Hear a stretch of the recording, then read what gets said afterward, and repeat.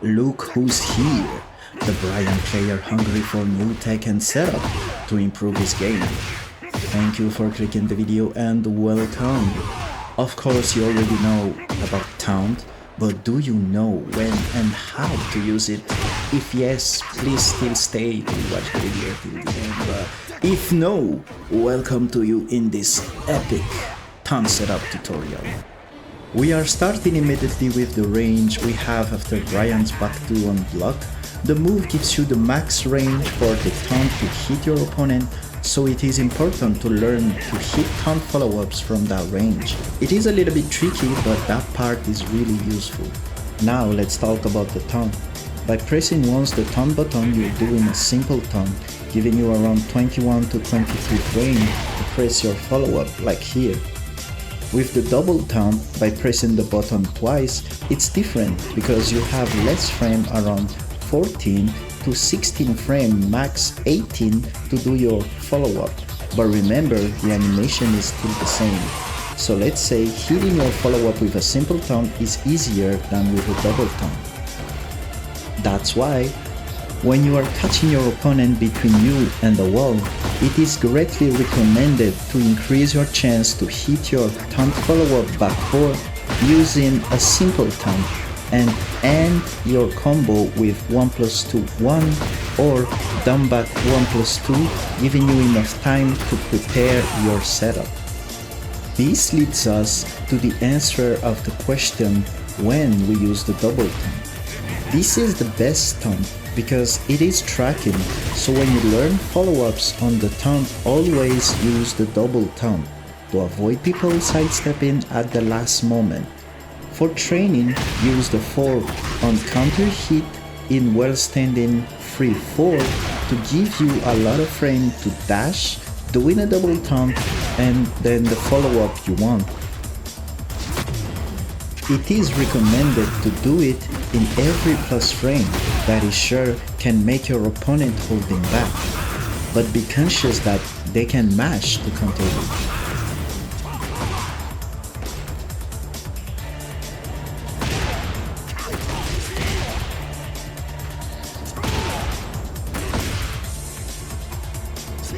And now let's get back to the wall. After your combo ender 1+2 or down back 1+2, you can immediately dash and do a double taunt with a follow-up. But if your opponent is immediately tech rolling, or in this game it is called side buking.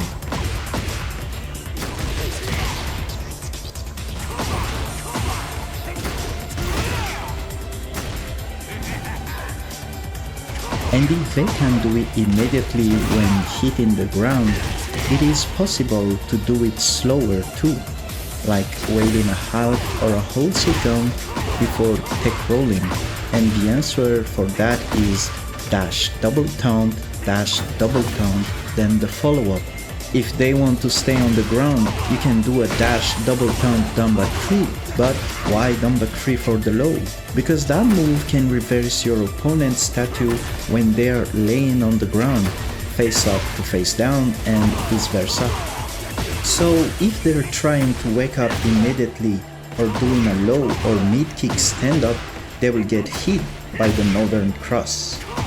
But it is not a guaranteed hit on your opponent when they're stand up, they can still block it. And yes, you can be really creative with your mix-up.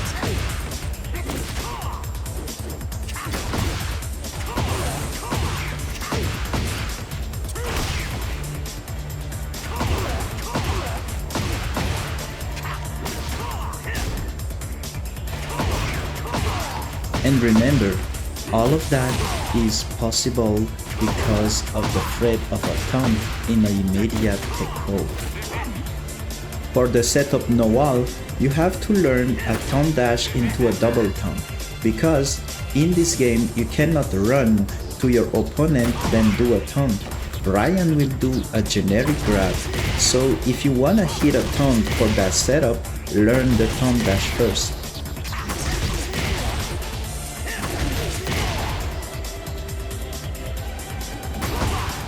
So here, after you hit your opponent with your last move in your combo, realign with your opponent with a sidestep, left or right. Then you do the taunt dash to get closer. After that, you do the double taunt, then the follow-up. But still, it is only working when your opponent is tech rolling immediately.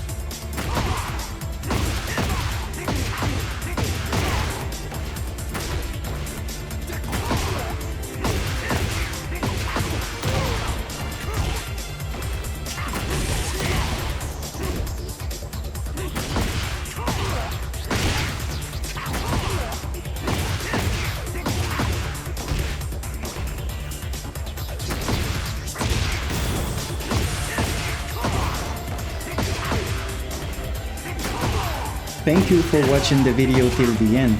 Don't forget to like, subscribe and leave a comment before you're leaving. See ya!